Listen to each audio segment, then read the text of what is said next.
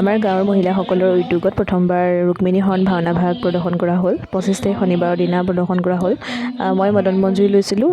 মই আকৌ ঘৰতে মেকআপ কৰিলোঁ। তাৰপিছতে মেকআপ গৃহলৈ আহিলোঁ। এইফালে আন ভাৱৰীয়াসকলক মানে মেকআপ কৰি আছিলে। বোলো মই অকণমান ভিডিঅ' কৰি ৰাখি থওঁ, বাৰু শেষলৈকে চাবা দেই। আৰু এইফালে উদ্ধৱ আৰু এইফালে দন্তবক্ৰ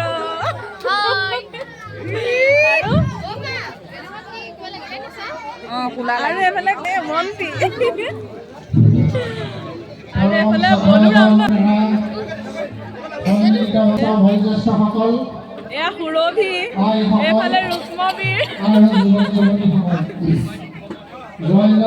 আৰু এইফালে কি কোন আছে? এইফালে কৃষ্ণ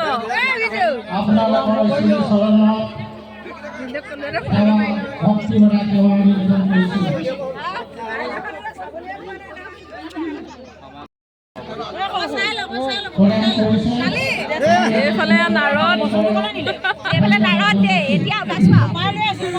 আৰু এইফালে হেৰি কি আছিলে বেদনিধি আৰু কোন থাকিলে?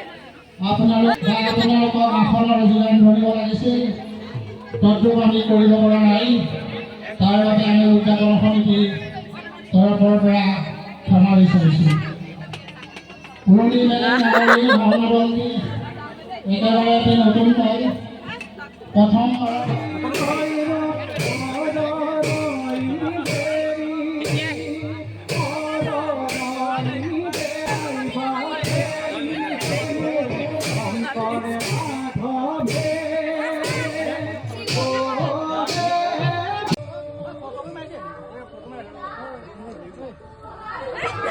শেষত এটা কথা ক'ব লাগিব যে আমাৰ ভাওনা ভাগ চাবৰ কাৰণে যথেষ্ট সংখ্যক দৰ্শক আহিছিলে আৰু তেওঁলোকে আমাৰ ভাওনাখন চাই উপভোগ কৰি আপ্লুত হ'ল আৰু তেওঁলোকে শলাগৰ শৰাই আগবঢ়ালে।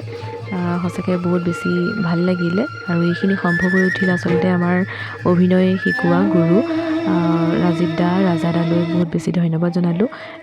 আচলতে আপোনালোকৰ কাৰণে এইখিনি সম্ভৱ হৈ উঠিলে আৰু দোহাৰ পৰিচালনাত ৰবীন বৰা, শংকৰ বৰা তেওঁলোকৰ সংগীবৃন্দসকললৈ ধন্যবাদ জ্ঞাপন কৰিছোঁ, কাৰণ তেওঁলোকে যথেষ্ট সহায় কৰিছিলে। আৰু তোমালোকে যদি আমাৰ ভাওনা ভাগ চাব বিচাৰা তেতিয়াহ'লে ডেছক্ৰিপশ্যনত লিংক দিয়া আছে প্ৰান্তিক হাজৰিকা অফিচিয়েল বুলি।